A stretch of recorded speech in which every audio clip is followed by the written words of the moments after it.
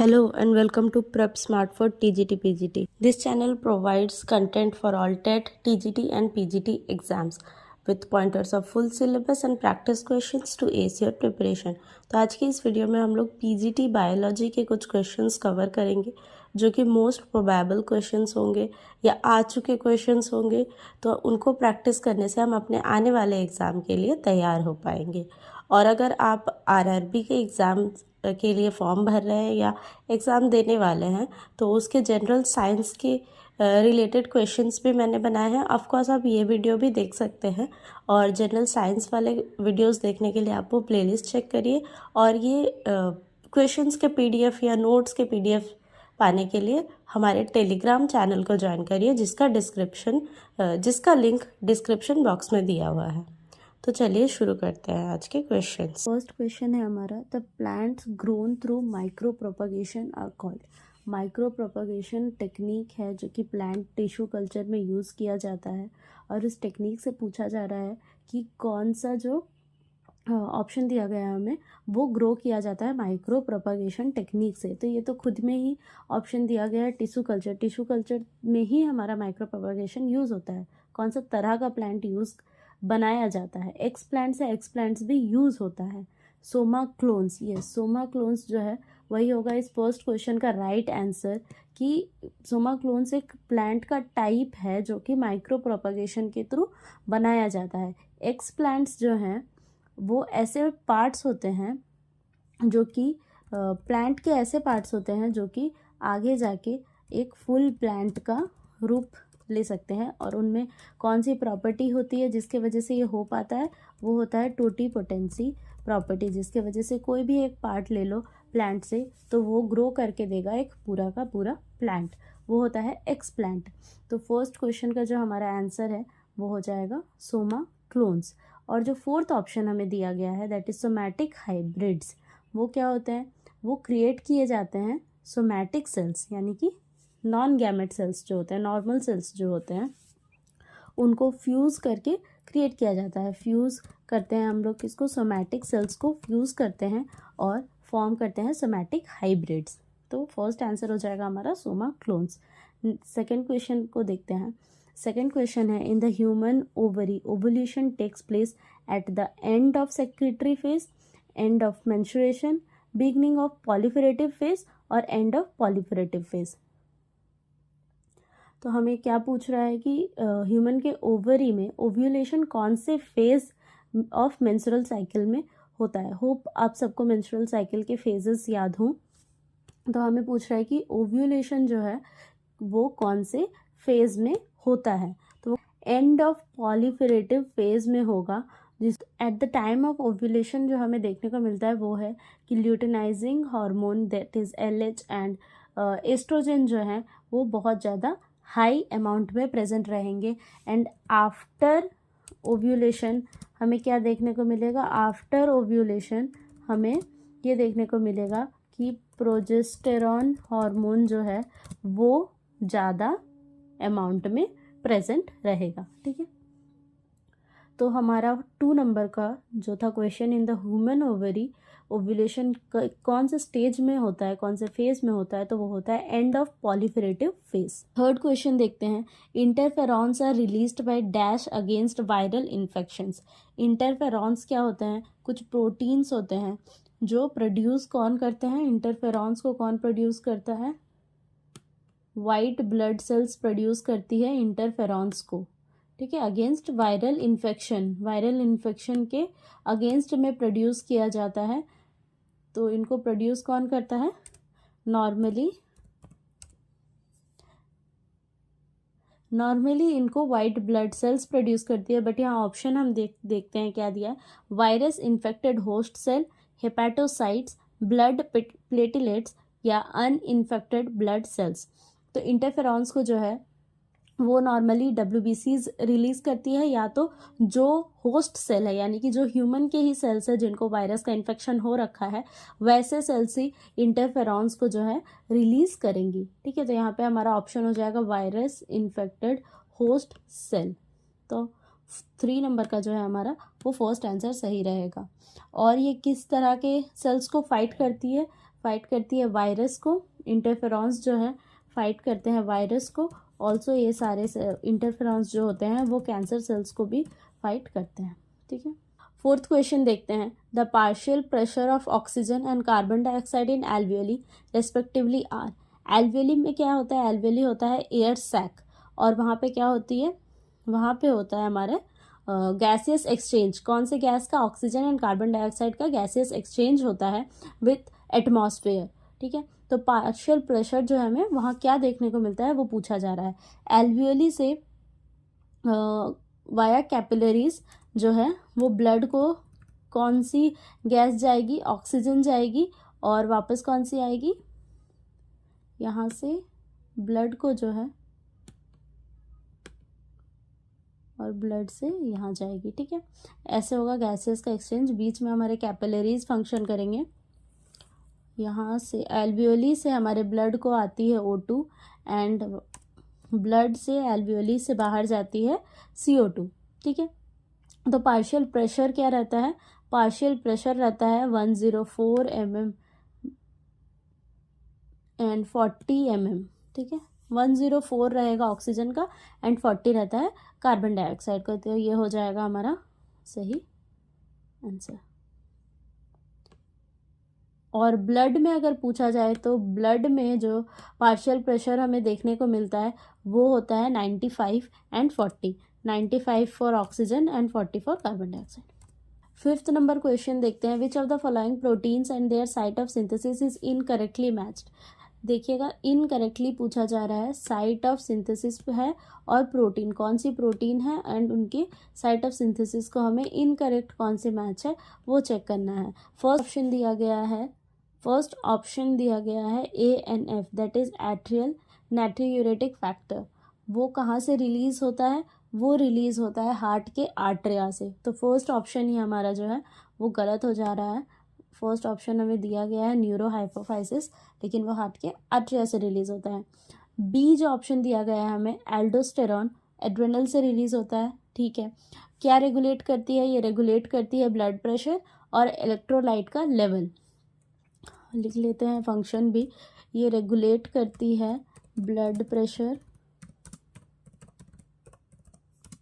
And electrolyte का level को regulate करके रखती है एल्डोस्टेरॉन, ठीक है। रेनिन, थर्ड ऑप्शन दिया गया है रेनिन, जो कि जस्टाग्लोमेरुलर अपैरेटस या JGA से रिलीज होता है, जो कि एक किडनी का स्ट्रक्चर होती है जो प्रोड्यूस करती है रेनिन को। ये भी जो है रेगुलेट करती है ब्लड प्रेशर को। और फोर्थ ऑप्शन जो दिया गया है वो है एंजियोटेंसिनोजन AGT, जो कि लिवर से सिक्रीट होता है और वो प्रीकर्सर होती है एंजियोटेंसिन 2 का, जो कि रिलेटेड है कहीं ना कहीं हाइपरटेंशन के साथ, ठीक है। तो यहाँ पे हमारा ऑप्शन कौन सा सही हो जा रहा है, ऑप्शन सही है 5 का A, जो कि इनकरेक्ट है, ठीक है।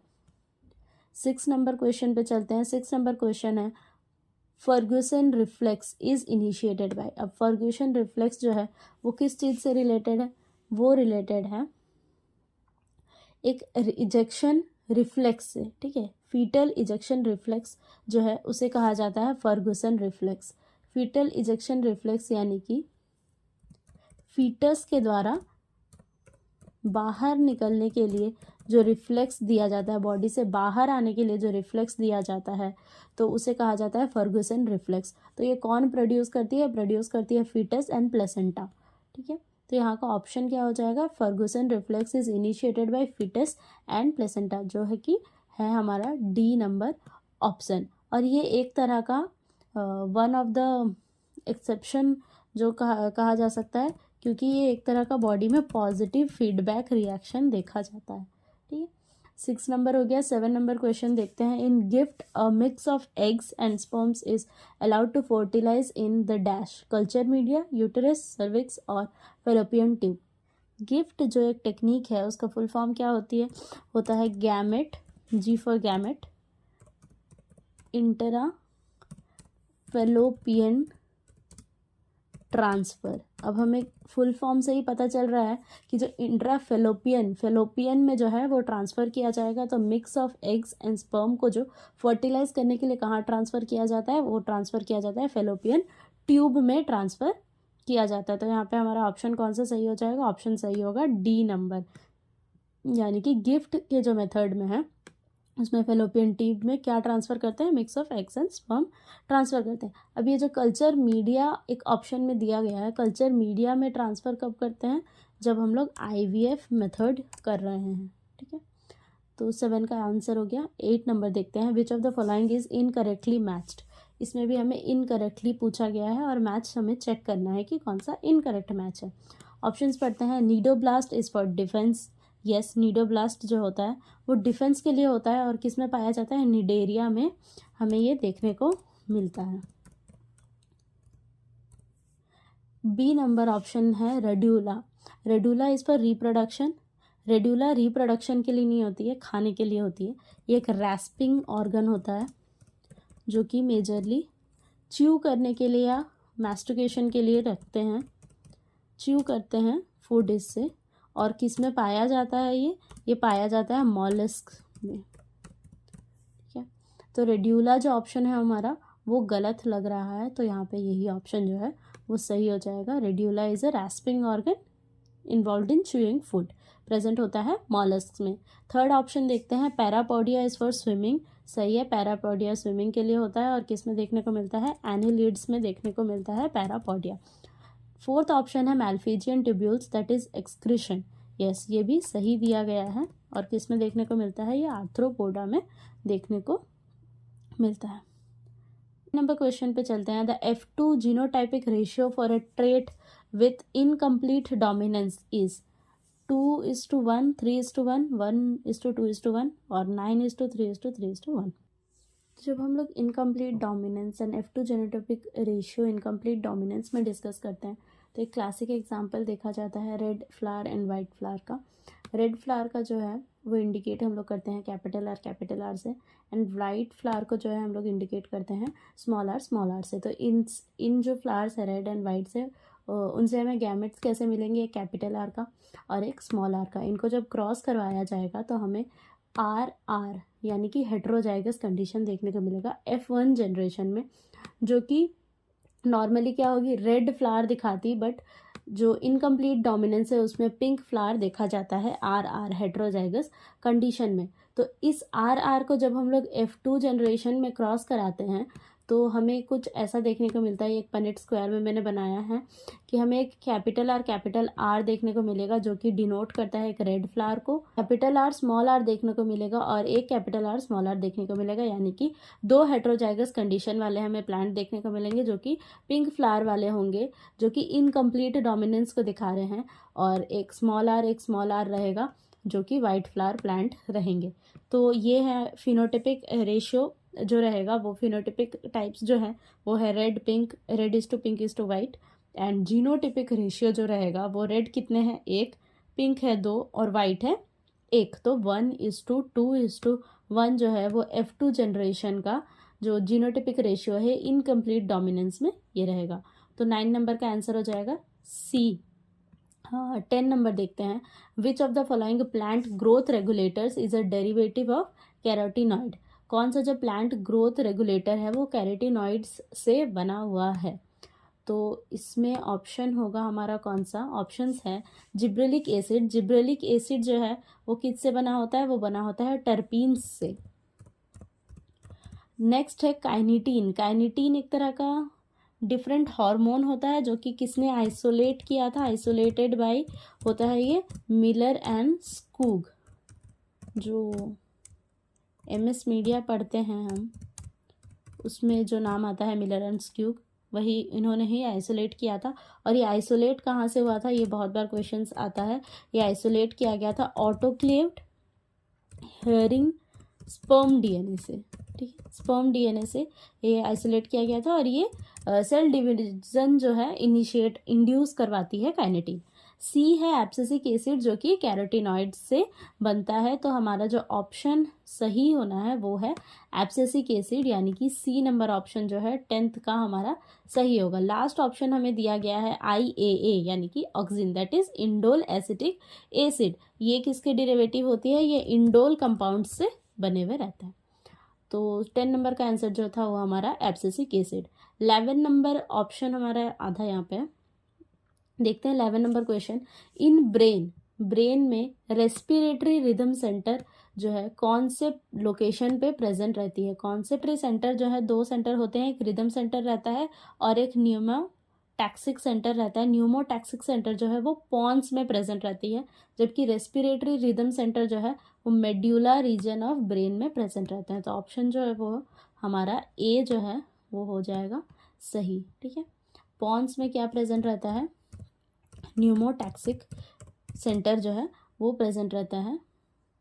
सेरेबेलम जो है वो क्या फंक्शन करती है? वो कोऑर्डिनेट करवाती है बैलेंस एंड मूवमेंट, बॉडी का balance and movement also. 12th number question देखते हैं। Which of the following statements is true regarding bundle sheath cell?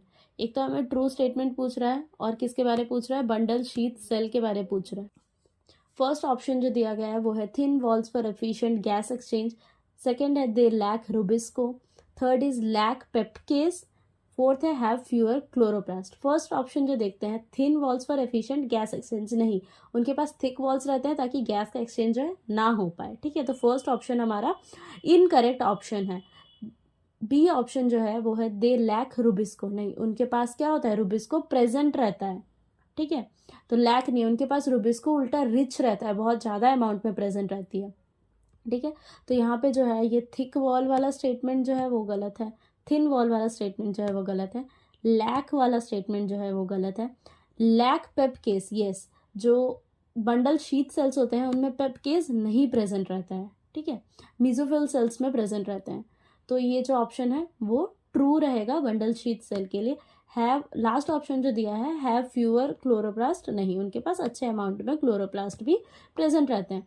तो 12th का आंसर हमारा कौन सा सही होगा? सी नंबर ऑप्शन जो है वो सही होगा। 13 नंबर क्वेश्चन देखते हैं। The E coli cloning bacteria vector जो है PBR322 has antibiotic resistance gene for. अब क्लोनिंग वेक्टर जो यूज़ किया जाता है वो कैसा होता है? वो प्लाज्मिड DNA रहता है। प्लाज्मिड DNA जो है वो बैक्टीरिया में एक्स्ट्रा DNA प्रेजेंट रहते हैं जो कि specific function majorly antibiotic resistant के लिए रहते हैं। प्लाज्मिड DNA जो रहता है वो कैसा टाइप ऑफ DNA रहेगा? वो डबल स्टैंडर्ड रहेंगे।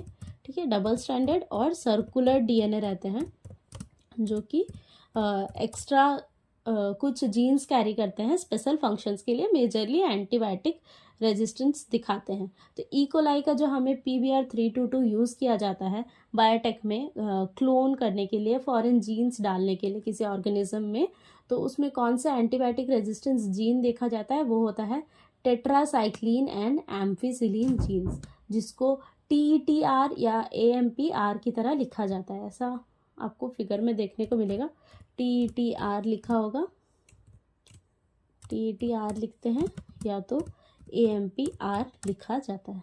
ठीक है, तो ये था हमारा 3rd नंबर क्वेश्चन है। विच of the following is not located towards the stroma side of thylakoid membrane? जैसे अगर ये थाइलाकॉइड का मेम्ब्रेन है, ठीक है, तो हमें देखने को मिलेगा कि ऐसा हमें ये F1 है। ठीक है, ये F1 पार्टिकल होगा, ये होगा F1 पार्टिकल और ये होगा F0 पार्टिकल ऑफ ATPase। ठीक है, तो F1 पार्टिकल जो है वो स्ट्रोमा की साइड है, ये वाला साइड जो है वो स्ट्रोमल साइड होगा और नीचे वाली साइड जो दिखा रही है यहाँ पे वो है ल्यूमन साइड या इनर साइड। तो हमें जो है वो स्ट्रोमा के साइड में F1 पार्टिकल देखने को मिलेगा, प्राइमरी एक्सेप्टर ऑफ इलेक्ट्रॉन्स देखने को मिलेंगे, एंड NADP रिडक्टेज जो एंजाइम है वो भी स्ट्रोमल साइड में प्रेजेंट रहती है, जबकि जो F0 पार्टिकल ऑफ ATPase यानी कि ATP सिंथेज है तो वो कहाँ प्रेजेंट रहती है? वो ल्यूमेन के साइड में प्रेजेंट रहती है। और यहाँ हमें क्या पूछा गया था? नॉट लोकेटेड, कहाँ पे? स्ट्रोमा के साइड में नॉट लोकेटेड पूछा था। तो ऑप्शन कौन सा सही हो जाएगा? F0 पार्टिकल ऑफ या F0 पार्ट ऑफ ATPase। तो 14 का आंसर सही है B। 15th नंबर क्वेश्चन देखते हैं।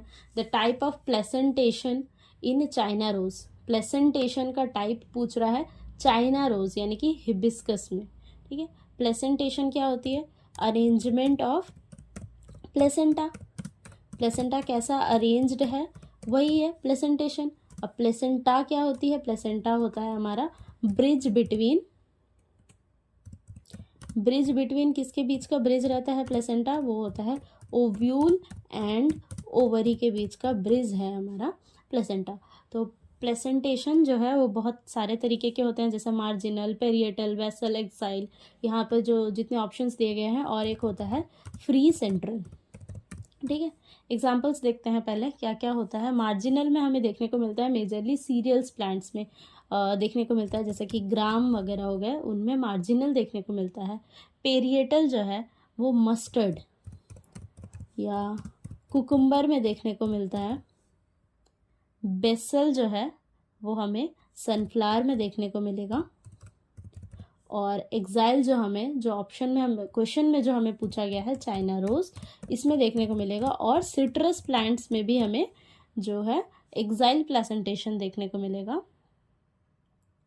और फ्री सेंट्रल में हमें एग्जाम्पल हम देखते हैं डायंथस का या तो प्राइम रोज का। एग्जाम्पल्स इम्पॉर्टेंट है, ठीक है। तो आंसर कौन सा हो जाएगा हमारा? चाइना रोज या सिट्रस जो है एक्साइल प्लेसेंटेशन शो करती है, तो आंसर हो जाएगा D number. 16th number question देखते हैं। During cellular respiration the energy required to generate proton gradient is derived from. तो प्रोटोन ग्रेडियंट की वजह से ही ये जो एनर्जी फॉर्म होता है, तो उस प्रोटोन ग्रेडियंट को जनरेट करने के लिए भी एनर्जी रिक्वायर्ड रहती है। और वो कैसे टाइप ऑफ रिएक्शन से बनता है? वो होता है ऑक्सीडेशन रिडक्शन रिएक्शन के द्वारा वो एनर्जी दी जाती है प्रोटोन ग्रेडियंट बनाने के लिए। और ये कब होता है? ईटीसी चेन, जब इलेक्ट्रॉन ट्रांसपोर्ट चेन चल रहा हो तब ये ऑक्सीडेशन रिएक्शन जो है देखा जाता है। इलेक्ट्रॉन ट्रांसपोर्ट चेन यानी कि ईटीसी जब चल रहा हो तभी ऑक्सीडेशन रिडक्शन रिएक्शंस देखा जाता है सेलुलर रेस्पिरेशन में, जिसके वजह से प्रोटोन ग्रेडियंट का फॉर्मेशन होता है एंड एटीपी का फॉर्मेशन होता है। तो 18 नंबर क्वेश्चन है। In angiosperms male and female gametophytes respectively are. Angiosperm plants में जो फ्लावरिंग प्लांट्स होते हैं उनमें जो मेल और फीमेल गैमेट्स जो प्रेजेंट है, गैमेटोफाइट्स प्रेजेंट है, वो कौन से होते हैं? तो गैमेटोफाइट्स से आप यहाँ पे मतलब समझ सकते हैं कि जिनके अंदर यानी कि इनसाइड में गैमेट का फॉर्मेशन होगा वो है हमारा गैमेटोफाइट्स। तो गैमेटोफाइट्स मेल वाले कौन से होंगे? पोलन ग्रेन, ठीक है।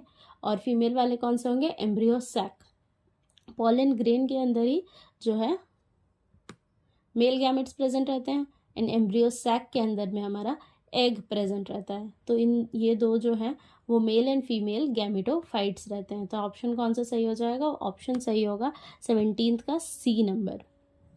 और जो गैमेटोफाइट्स रहते हैं उनका क्रोमोसोम नंबर कितना रहेगा? वो कैसे होते हैं? हैप्लॉइड नेचर के रहते हैं, तो उनमें 1 सेट ऑफ क्रोमोसोम देखने को मिलेगा।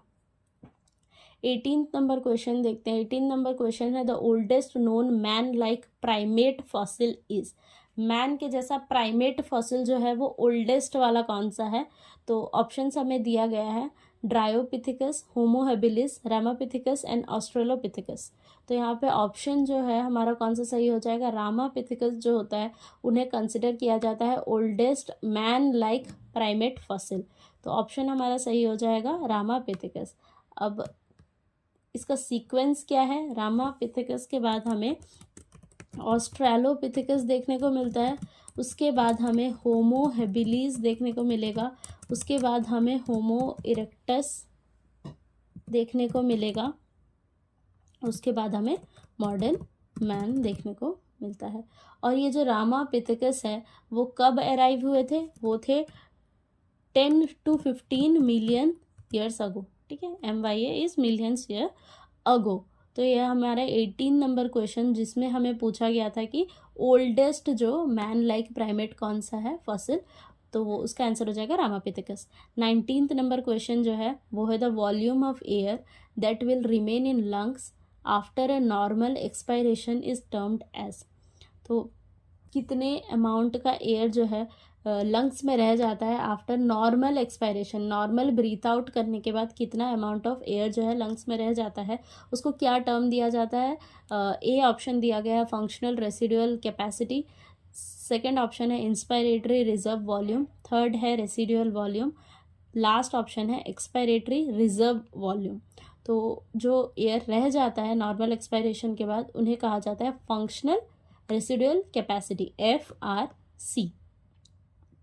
ठीक है, FRC। तो यहाँ पे और दो जो डिस्कस करने का जैसा है वो है inspiratory reserve volume, residual volume and expiratory reserve volume. ठीक है, तो रेसिडुअल वॉल्यूम क्या होता है? ऐसा एयर जो कि रह जाए लंग्स में, कब? इवन आफ्टर मैक्सिमल एक्सपायरेशन, यानी कि मैक्सिमम जितना ब्रीथ आउट कर सकते हैं उतना ब्रीथ आउट करने के बाद भी अगर कुछ एयर रह जाए तो उन्हें कहा जाएगा residual volume. Expiratory reserve volume जो होता है वो होता है फोर्सफुली जब एयर को बाहर किया जाए, फोर्सफुली एयर को फोर्स आउट किया जाए आफ्टर नॉर्मल एक्सपायरेशन, यानी कि नॉर्मल ब्रीथ आउट करने के बाद भी फोर्सफुली जो एयर को निकाला जाए उसके बाद जो प्रेजेंट रह जाए वो है एक्सपायरेटरी रिजर्व वॉल्यूम। तो ये दो जो मेंशन करने का बात क्यों था? क्योंकि फंक्शनल रेसिडुअल कैपेसिटी जो है वो FRC को कभी कैलकुलेट किया जाए तो वो होता है RV यानी कि रेसिडुअल वॉल्यूम, प्लस में ERV यानी कि expiratory reserve volume. Last question है 20 नंबर, स्मॉल न्यूक्लियर RNAs यानी कि SNRNAs जो है, those are essential for post transcription what function. ठीक है, फंक्शंस ऑप्शंस में दिया गया है जैसा कि capping, telling, splicing and editing. तो हमें यहाँ पूछ किसके बारे रहा है? पूछ रहा है हमें SNRNAs के बारे। ठीक है, SNRNAs के बारे पूछ रहा है, जो कि किसका पार्ट होती है? वो पार्ट होते हैं स्प्लाइसोसोम्स का पार्ट होते हैं। और स्प्लाइसोसोम्स का फंक्शन क्या होता है? स्प्लाइसिंग करवाना उनका। तो स्प्लाइसोसोम्स जो होते हैं वो कैसे फंक्शन करते हैं? वो करते हैं, वो रिमूव करते हैं नॉन कोडिंग जो रीजन है हमारे mRNA का, नॉन कोडिंग रीजन्स है उनको रिमूव किया जाता है। ऐसे नॉन कोडिंग रीजन्स को कहा जाता है इंट्रोन्स। और इनको रिमूव करके जो सिर्फ कोडिंग रीजन्स होते हैं उनको ज्वाइन कर दिया जाता है। तो ज्वाइन करते हैं कोडिंग रीजन को, और कोडिंग रीजन्स को कहा जाता है एक्सॉन्स। ठीक है, नेक्स्ट क्या हो जाएगा? जिसकी वजह से क्या फॉर्म कर जाएगा? मैच्योर mRNA फॉर्म होगा, जिसका फिर आगे जाके प्रोटीन फॉर्मेशन किया जाएगा। तो आज के सारे क्वेश्चंस हमारे यहीं ख़त्म होते हैं। होप आपको आज के सारे क्वेश्चंस अच्छे लगे हों।